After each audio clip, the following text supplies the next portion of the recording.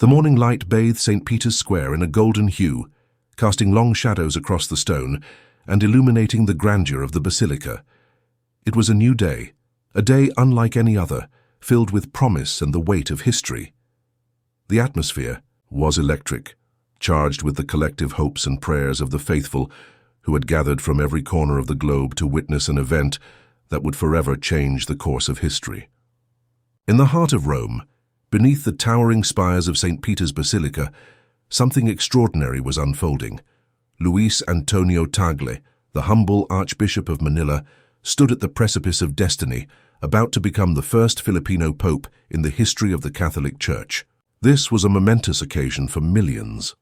As Pope Tagle was about to receive the keys of St. Peter, the symbolism of the event weighed heavily on everyone present.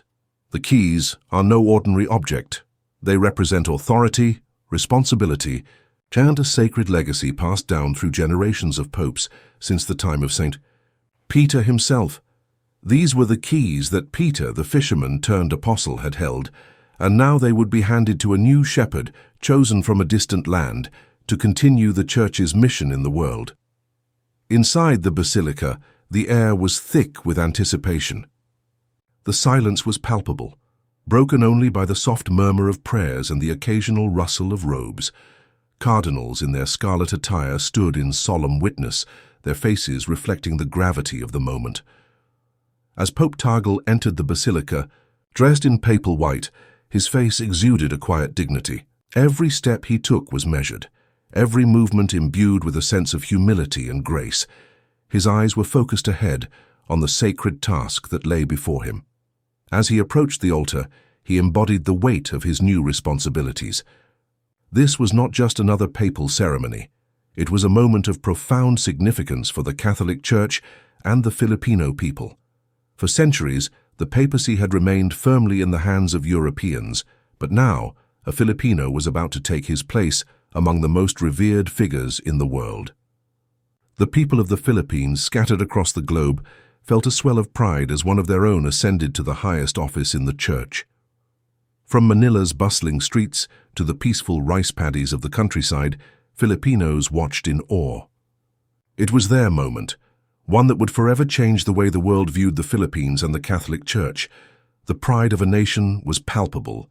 It was as though the dreams and hopes of millions of Filipinos had been embodied in one man, Pope Tagle. His journey from the small, humble streets of Manila to the world stage was a testament to the enduring strength, faith, and resilience of the Filipino people.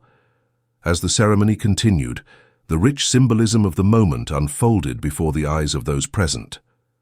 The church, filled with the scent of incense, became a living tapestry of ancient rituals. The Latin chants of the choir resonated through the vast basilica, lifting the hearts of all who were gathered there.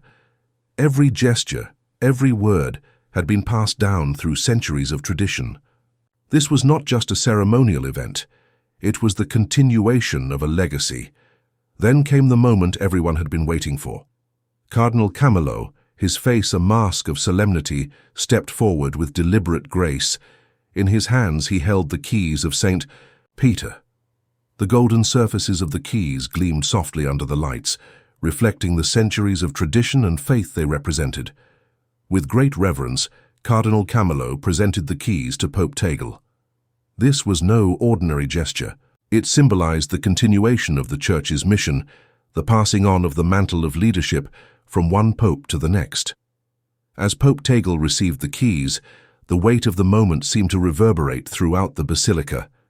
A collective gasp swept through the crowd, and tears flowed freely. It was not just the Filipino faithful who were moved by the significance of this moment. People from all walks of life, Catholics and non-Catholics alike, felt the gravity of the event. This was not just a change in leadership, it was the beginning of a new chapter in the Church's history. The legacy of Peter, the first pope, had been passed on to a new shepherd, a shepherd from the Philippines, a country known for its deep faith and vibrant Catholicism. Outside in St. Peter's Square, a sea of humanity erupted in cheers. The joyful sounds of celebration filled the air as people from all over the world came together to witness history in the making. Flags from every corner of the globe waved in unison, creating a vibrant tapestry of faith and unity. Strangers embraced, united in their shared joy. It was a moment that transcended borders, cultures, and languages. In the Philippines, the celebrations reached fever pitch. Fireworks lit up the night sky, their vibrant colors reflecting the joy that filled the hearts of Filipinos everywhere. It was a moment of pure euphoria, a celebration of faith, heritage, and the triumph of the human spirit.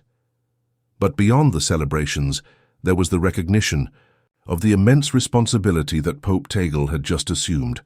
The challenges before him were significant. The Church, like the world around it, faced a time of great uncertainty. Secularism, poverty, climate change, and division within the Church itself were just a few of the issues that needed to be addressed. The papacy had always carried with it the weight of responsibility, and Pope Tagle understood that fully. But there was no fear in his heart, only a deep, abiding faith. He believed that with faith, courage, and compassion, even the most daunting challenges could be overcome.